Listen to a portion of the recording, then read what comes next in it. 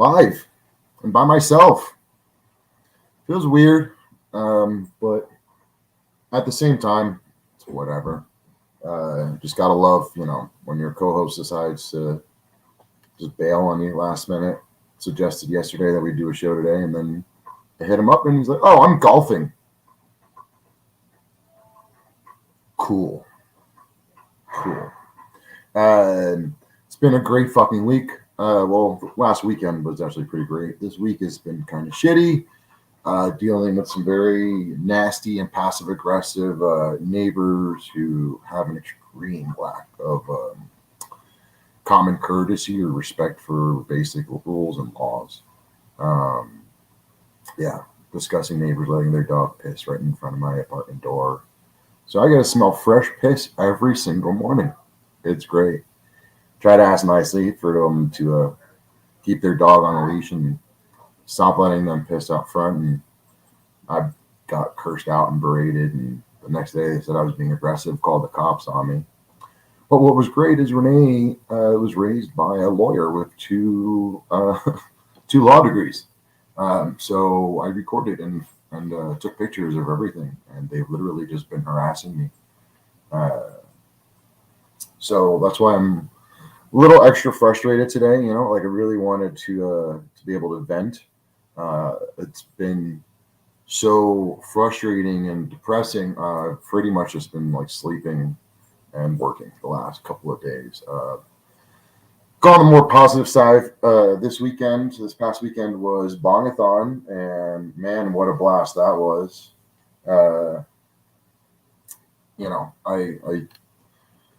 Bongathon is also another weird situation for me. I have a bunch of former friends who helped organize that event, and they're no longer friends of mine because they had their opinions about one of my old bosses of where I worked, where I used to bartend. But I'm of the mindset that if you're not paying my bills, you can't have an opinion on where I work. I've got bills and debt just like every other fucking person. So it really sucked to lose those friends. But I guess also in hindsight, you come to realize that people like that aren't really your friends in the first place. It's very insightful. And I'm starting to do that more and more where I just don't, I'm giving less and less of a fuck. I don't give a shit. If you're going to bring nothing but negativity and fakeness to my life, I'm just going to cut you out. I don't have the time for it anymore. I don't have the energy. I already deal with my own, fucking depression and my PTSD unfortunately makes me kind of an aggressive and intense person, even when I don't think I am being. So yeah, I know for a fact that for the past, year and a half, 2 years, I've really been working on myself. So if in turn, I'm noticing that you're not being a positive entity in my life, then I'm just going to cut you off. Just going to cut you out. I mean, and feel free to do so in return.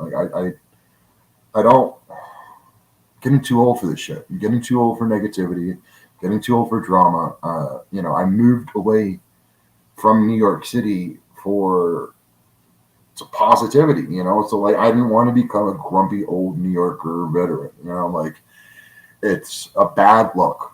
It really is a bad look. And I really, really and truly moved away from New York just to be a better fucking person. It's getting hard to tell if I'm being successful in my meeting, in my agenda, in my plans. Because I've brought this up before, but people here are they're not as nice. If you're okay, I've been visiting Denver for 5 years. I've only lived here. This October will make 3. And that's one thing, one observation that I keep making is that people are a lot nice to you, a lot nicer to you here when they hear you're a tourist. They like people here. It's very funny because more than half of the people here aren't from here. People here have a what's the word? A sense of entitlement just because they say they like because they live in Denver, and it's very much you're not from Denver, well, have fun while you're here, but get the fuck out, and it's a very interesting way to live, in my opinion. I don't know. I like New York City it's too big to have that mentality. New York City, growing up, early '90s, we were just called the one of the melting pots of the nation. We were known for being a mix of every single kind of culture in the world, and we kind of embraced that. I don't know what it is about Denver that they don't really embrace their diversity, and it's just a point. It's a point of conjecture. It's very annoying. It's very confusing as well. I don't get it for the life of me. Um, yeah, yeah. Thank you guys for tuning in last week. I know I wasn't on the show. My computer needed a proper cleaning, and I got it back, and still not 100%. So, the plan was to do an episode yesterday and turn in my laptop today. Sorry about yesterday. I swore I set an alarm, and I guess it just didn't go off, or I didn't set it right. So here we are today. Dan just called. I don't know. I figure I'd just make this a me episode because I love me. I love me so much. God, I love me. I hope you guys are doing good. It's I don't know. It's very tough for me right now. I'm trying to level up. I'm trying to level up. The past couple of weeks, I've had some really fun events. Last Monday, I went to see The Sandlot at Red Rocks, which was awesome, but then also just like a little weird because I don't know. I know it's a kids movie, but it was like kids my age, like kids born in the '80s. That was our movie, and it turned out like a bunch of kids my age brought a bunch of their kids. So it was very fun. They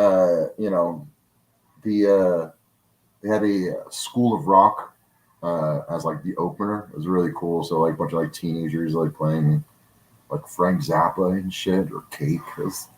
It was very interesting.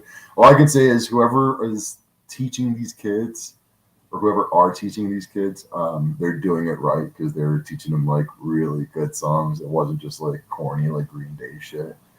Um, but yeah, Sandlot was really awesome. That was last Monday, and then this weekend was Bongathon. In about a week and a half, I got one of my best friends from New York flying out for us to go to the 25th anniversary of South Park. It's going to be a concert at Red Rocks with Primus and Ween. I've never seen Primus live. I'm really fucking looking forward to that. I've seen Ween. I saw Ween last year, Halloween. And I don't know, that the band's been growing on me over the past year, especially last year we had a Ween album on the jukebox at the bar I worked at, which that's a whole nother story about that bar. That bar went going down hard. Yeah, I'm really looking forward to that because me and my boy like to eat. Ralphie loves to eat just like I do, so we're going to be hitting the town. He's only going to be in here for a few days, and I'm really looking forward to that. It's going to be a really good fucking time. I hope some of my other friends might be going. But besides that, I don't have any other Red Rock shows planned until October. We'll see Mark Rebier Halloween weekend. My birthday's coming up. That's pretty cool. We are a month away from my birthday. Might be doing a little skating event over at Cheeseman Park. I don't know what else to see. What else? I don't know. We'll get into dumb segments. Just make this a quick one, probably half an hour. Food. Food was interesting all weekend. Bongathon is a camping event. It's a 2-day party out in the middle of nowhere. It's an invite-only secret location. You only find out 48 hours before the event. But drove up probably like 5 o'clock in the morning, left here. Got up there by about 9. So nothing was really open on the way up. But on the way back, we kind of took our time because after 2 days of partying, you don't really want to rush the fuck out of there. But I made it my mission on the way back down the mountains back towards Denver to try and find a like mom and pop restaurant. You know what I mean? Just something that looks like a hole in the wall. And we found something. Wasn't that great. So my friend ordered like a shrimp po' boy. My other friend ordered a pulled pork. You can tell the pulled pork was just like a couple days old or like a day old because you can taste the condensation from it being put in the fridge and taken back out and reheated.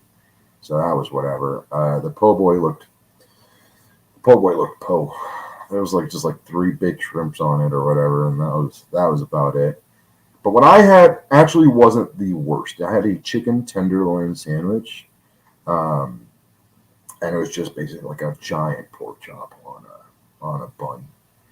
And honestly, it wasn't that bad. It was very good, just comfort food. It was hole in the wall. It's Denver, Colorado in general. It's very hit or miss with its flavors. Sometimes it's like you get some real like big flavors, and then sometimes it's just basic white people food. Like not a lot of salt, not a lot of pepper, nothing spectacular about it. I don't know. It was good. I'll shout out my homies because I had lunch today at their spot. The Taste Bud Bullies is a southern like Louisiana comfort food truck. They do like a lot of like fries, like what I have today, the Bully Badass fries, which was just a bunch of giant fucking shrimp, some hot sauce, some Texas toast over some fries. Oh. They have yet to fail me now. God damn. Tell them I sent you. Tell them, make sure you say hi to Red for me. Yeah, that Taste Bud Bullies never fails. Taste Bud Bullies _LLC on Instagram. Check them out. They are good homies. What else? Podcasts have been crazy lately. One of Dan's favorite shows has been growing on me lately. I'm sure he's really happy about it. The Honeydew. But this week, the Honeydew had Bobby Lee on it. That was awesome. What else? Whitney Cummings was on Are You Garbage? And I really enjoyed that because she's like very kind of hoity-toity, but then like some of the things they busted her on is like she's just pure trash. And like that's one of my comedy celebrity crushes is Whitney Cummings. Freaking even dated a girl last year who looked like her and had the same mannerisms and everything. It's fucking nuts. I don't know what else is going on. I've been listening to a lot of old. Mark Rober was on First We Feast. That was pretty fucking cool. If you guys don't know who Mark Rober is, he's the guy who worked for NASA, but then he made like some really cool YouTube videos where he engineered a trap for porch pirates who like people who steal packages off of people's fucking porches. And he also has like squirrel races in his backyard. He's just a very interesting dude. I mean, he's also running Team C's. Can you dock it off, Lobo? Leave my fucking toes alone.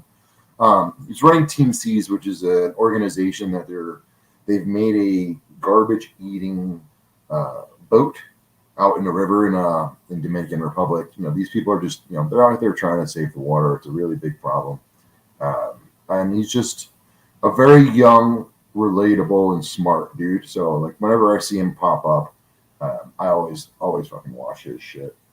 Listening to a lot of um, Opie and Anthony, a lot of old Ron Bennington, Ron Fez. Oh, that's right. When he was also on the Bertcast, that was also awesome because she, Bert's daughter, comes into the room while they're smoking weed. It's just, yeah, very interesting. And yeah, as we always wrap it up, I've watched a couple of shows recently. Finally started watching The Boys. Holy shit, that show just they really outdo themselves every fucking season. I've enjoyed it so much. Sorry, I'm just trying to remember some of the other shit that I've watched. I started rewatching Lilyhammer. I finished Stranger Things. That was amazing. Yeah, I really got to start keeping better notes of the shit that I watch. There's because it was already downloaded on my phone. I rewatched a couple episodes of Space Force. I really like that show. Space Force is pretty fucking awesome. I don't know. Sorry to power through this episode. I just wanted to bang one out. I wanted to just talk, vent. It's been, like I said, it's been a very tough week for me emotionally. People suck, and just trying to navigate this world basically all by myself. Moved to Denver with no real plans, obviously no real friends. So a lot of the times I feel very lonely. It's a very, very, very real and sad truth. So yeah, I thank you guys for tuning in every week, for giving me this opportunity to vent. It's like I said, this is a show where Dan and I basically use it as therapy. We get our shit out. We're able to talk about shit that normally other people wouldn't want to hear about. Last week was a tough one for Dan, and I feel bad I missed it because it was the anniversary of us losing his dad, very tragically and suddenly. Yeah, this world's a very lonely place. Try to be a little more open to what might be going on in other people's lives. Try to be a little more considerate. If I can ask anything of you guys, I ask that of you. The only other thing I ever ask every episode is that you tell somebody that you love them. You never know when someone can be taken away from you. You never know when's the last time you might see somebody. It can. Life is fleeting. Time is fleeting. The little bit that you can do is just do your best for yourself and the people you love around you. Dan, sucks we didn't have you this week. It's all right. I just wanted to do a quickie anyway. But I love you, man. And I love those of you who continue to support me emotionally. It's a very, very tight circle. And I love those of you who cherish being in that circle. I hope you have a great fucking week. This has been Perfectly Misfit. See you next week.